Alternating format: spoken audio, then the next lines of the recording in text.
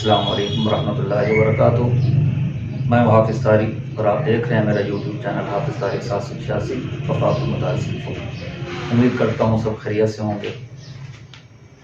آج کا ہمارا ٹاپک ہے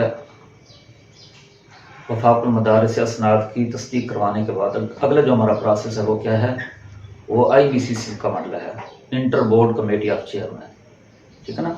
وفاق المدارس سے اسناد کی تصدیق کروانے کے بعد ہمارا جو اگلا مرحلہ ہے وہ ہے IBCC سے اپنے اسناد کو اٹیسٹیشن کروانا۔ یہ آج کا ہمارا ٹاپک ہے، لیکن اس سے پہلے کل کا ہمارا ٹاپک تھا وفاق المدارس سے اسناد کی تصدیق کرانے کا طریقہ، اسناد کے قواعد۔ تو اس میں ایک چیز بھول گیا تھا، وہ میں آج ایڈ کرنا چاہوں گا۔ اس میں نے آپ سے کہا تھا کہ جو آپ درخواست لکھیں گے متعلقہ ادارے کے ناظم دفتر کے نام، تو آپ نے اس کی ایک فوٹو کاپی رکھنی ہے، اور میں نے آپ کو یہ بھی بتایا تھا کہ جو آپ متعلقہ ادارے کے نام فیس جمع کریں گے بینک کے اندر یا ڈاک خانے کے اندر منی آرڈر کے تھرو، تو اس کی بھی آپ نے فوٹو کاپی رکھنی ہے۔ اس کی ریزن میں کل بتانا بھول گیا تھا۔ اس کی وجہ یہ ہے کہ بعض اوقات آپ اپنے ڈاکومنٹس جب متعلقہ ادارے کو ارسال کرتے ہو تو اس کے لیے کافی عرصہ گزر جاتا ہے، مہینہ 2 مہینے بعض اوقات لیٹ ہو جاتے ہیں، تو پھر انسان کے پاس کوئی چارہ نہیں ہوتا کہ میں کیا کروں، تو ان سے کیسے معلومات لوں کہ میں نے اپنے ڈاکومنٹس آپ کی طرف ارسال کیے ہیں۔ تو جب آپ کے پاس درخواست پڑی ہوگی اس کی فوٹو کاپی، تو آپ دوبارہ اس ادارے کے نام ایک درخواست لکھیں گے کہ میں نے فلاں تاریخ کو اپنے ڈاکومنٹس آپ کی طرف ارسال کیے تھے ویریفیکیشن کے لیے، تاحال مجھے موصول نہیں ہوئے، لہذا مہربانی فرما کر میرے ڈاکومنٹس کی جلد از جلد تصدیق کرا کے انہیں واپس ارسال کیا جائے۔ اور ساتھ میں یہ بھی لکھنا ہے کہ میں نے ان ڈاکومنٹس کے ساتھ اپنے قواعد بھی مکمل کیے تھے، اور اس کے ساتھ ساتھ جو متعلقہ ادارے کی فیس ہے وہ بھی ساتھ لفظ کی تھی۔ تو اس کے بعد آپ اس درخواست کا حوالہ دینا، فوٹو کاپی جو آپ کے پاس پرانی درخواست لکھی ہوگی، آپ پھر اس کی ایک فوٹو کاپی کرا کے اس خط کے ساتھ لگا دینی ہے۔ اور فیس جو آپ کے پاس میں نے آپ کو بتایا تھا اس کی رسید کی فوٹو کاپی رکھنا، تو آپ نے اس کی رسید کی فوٹو کاپی بھی ثبوت کے طور پہ ساتھ لگانی ہے، یعنی کہ پہلے والی جو درخواست ہے اس کو آپ نے ثبوت کے طور پہ بھیجنا کہ ہم نے آپ کی طرف واقعی اپنے ڈاکومنٹس ارسال کیے تھے۔ اس میں دفتر والوں کو بھی آسانی ہو جاتی کہ واقعی ان کے ہمارے پاس ڈاکومنٹس فلاں طریق کو آئے تھے، تو آپ کے لیے بھی خدا نخواستہ اگر اللہ نہ کرے کوئی مسئلہ ہو تو آپ کے لیے آسانی ہو جائے گی۔ اب ہم چلتے ہیں اپنے ٹاپک کی طرف۔ آج کا ہمارا ٹاپک کیا ہے؟ وفاق المدارس کے اسناد بعد IBCC کرانے کا طریقہ۔ اب جب آپ نے اپنی اسناد تصدیقات کرا لی تو دفتر کی طرف سے آپ کو جو کاغذات وصول ہوں گے، اس میں مطلب ہے کہ تمام اسناد جو ہوں گی، اس میں آپ کو سب سے پہلے کیا کرنا ہے، IBCC کے لیے آپ اپنے ڈاکومنٹس اچھی طرح چیک کریں، تسلی کرنے کے بعد کہ آپ کے ڈاکومنٹس پورے ہیں۔ تو اس کے بعد آپ نے کیا کرنا ہے، آپ نے سارے ڈاکومنٹس IBCC لے کر نہیں جانے، کیونکہ بعض اوقات وہاں ادھر ادھر گرنے کا خدشہ ہوتا ہے، گم ہونے کا خدشہ ہوتا ہے، لہٰذا آپ اپنے گھر میں ہی ان کو تسلی سے چیک کریں۔ اس کے بعد آپ نے وہ ڈاکومنٹس لینے ہیں جو آپ کے IBCC کے سے متعلق ہیں۔ اب ان میں کیا ہے وہ میں آپ کو بتاتا ہوں۔ وفاق کی طرف سے سب سے پہلے تو یہ ہوگا کہ آپ نے عامہ اور خاصہ کی اصل سند الگ سے کرنی ہے، عامہ اور خاصہ کی اصل سند الگ کرنی ہے، صرف سند کشف و درجات نہیں، وہ میں آپ کو اس کی ریزن بھی بتاتا ہوں۔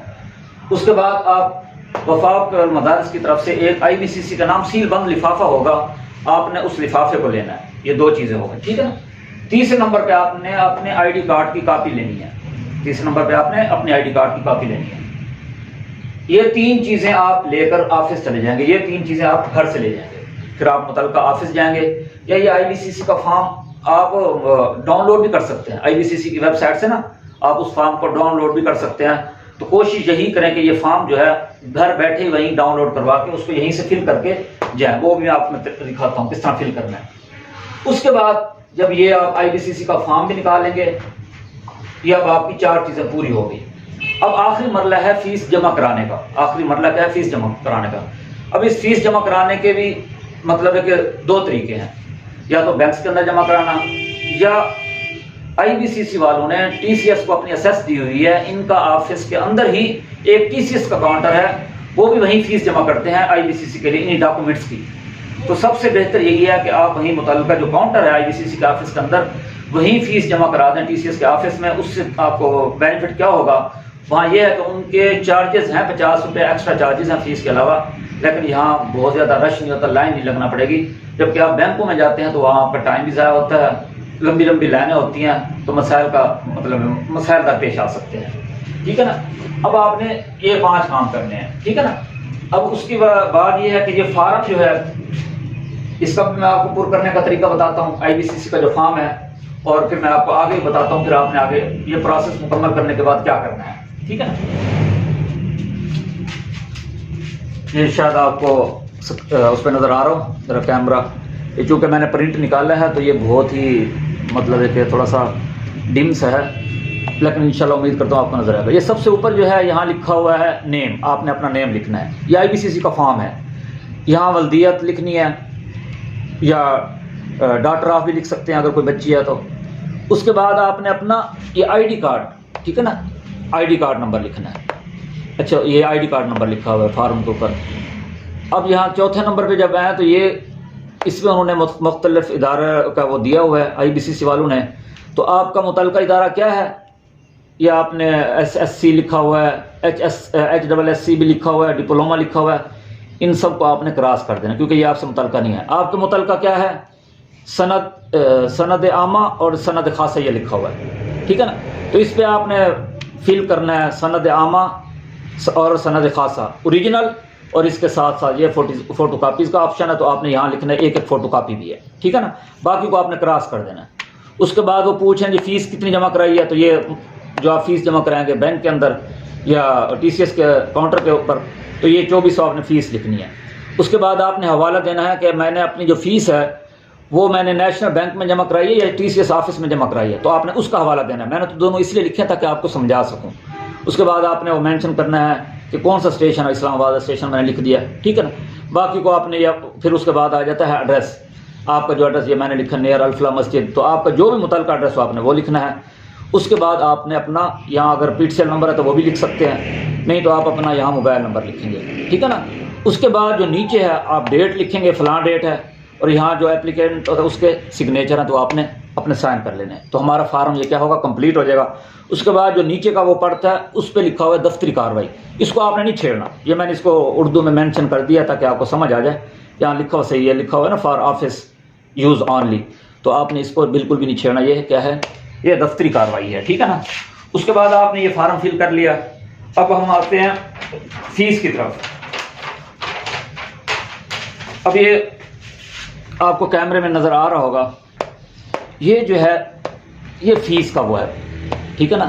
یہ جو آپ بینک کے اندر فیس جمع کرائیں گے یا TCS یہ بینک کی رسید نیشنل بینک میں فیس جمع کرائی ہوئی ہے، تو آپ کو چلان فارم جو دیں گے وہ آپ نے چلان فارم لے کر اس طرح فل کریں گے۔ یہ آپ کے نام کا، آپ اگر آپ خود ڈاؤن لوڈ کرنا چاہیں نا تو یہ ڈاؤن لوڈ وہاں سے ہو سکتا ہے ان کی ویب سائٹ سے نا، تو آپ یہ چلان فل کر سکتے ہیں، نہیں تو آپ بینک چلے جائیں یا TCS کے آفس کا جو کاؤنٹر ہے وہاں پر یہ سلپیں مل جاتی ہیں۔ تو یہ چلان آپ کیا ہے نام کا جمع کرائیں گے، نام، ولدیت، یہ ID کارڈ نمبر، یہ کیا ہے 2400 روپے فیس، ٹھیک ہے نا۔ یہ آپ کو مہر لگا کے دے دیں گے۔ اب آپ نے کیا کرنا ہے، یہ دونوں فارم فل کر لیا، فیس جمع کرا لی، اب یہ آپ کے پاس فیس کی رسید موجود ہے۔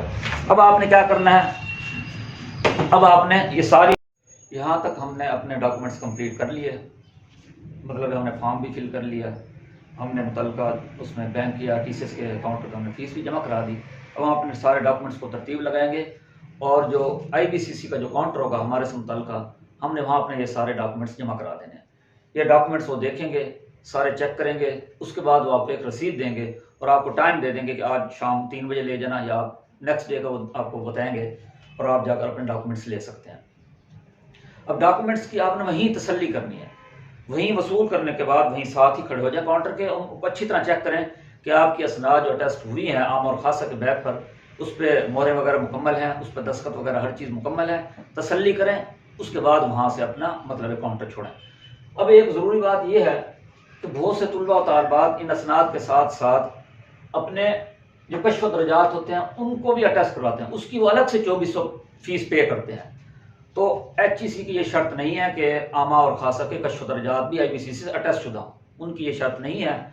ہاں ان کی اہمیت ویسے اسی طرح ہے جیسے ہم میٹرک اور FA کا امتحان دیتے ہیں تو نتائج کے بعد جب نتیجہ آتا ہے تو اس کے بعد ایک DMC آتا ہے ہماری طرف نا، یہ تب تک ویلڈ ہوتا ہے جب تک سند نہیں آ جاتی، تو اس وجہ سے ان کی اٹیسٹیشن ضروری نہیں ہے۔ ہاں اگر ملک سے باہر جانا ہے پھر ان کی ضرورت پڑتی ہے، اگر آپ نے ملک کے اندر ہی رہنا ہے اور HEC آپ کا معادلہ جو ہے آپ نے HEC سے معادلہ کروانا ہے، اس کے علاوہ آپ کا کوئی پرپز نہیں ہے، تو اس صورت میں آپ کو کشف و درجات کی فیس بھرنے کی ضرورت نہیں ہے۔ ہاں اگر آپ ایسے کروانا چاہتے ہیں تو اس میں بھی کوئی حرج نہیں ہے۔ امید کرتا ہوں میرا یہ آج کا ٹاپک بھی انشاءاللہ آپ کے لیے انفارمیٹیو رہا ہوگا۔ اگر آپ کو لگتا ہے کہ آپ کو میری اس ویڈیو سے ذرا بھی نالج ملا ہے تو میری اس ویڈیو کو لائک کریں، چینل کو سبسکرائب کریں جو نئے ہیں آنے والے، اور ان کو زیادہ سے زیادہ شیئر کریں تاکہ تمام طلباء و طالبات تک یہ میری معلومات پہنچ سکیں۔ اگر ہمارا جو نیکسٹ ٹاپک ہوگا وہ اب HEC سے متعلقہ ہوگا انشاءاللہ۔ تب تک کے لیے اجازت دیجیے، فی امان اللہ۔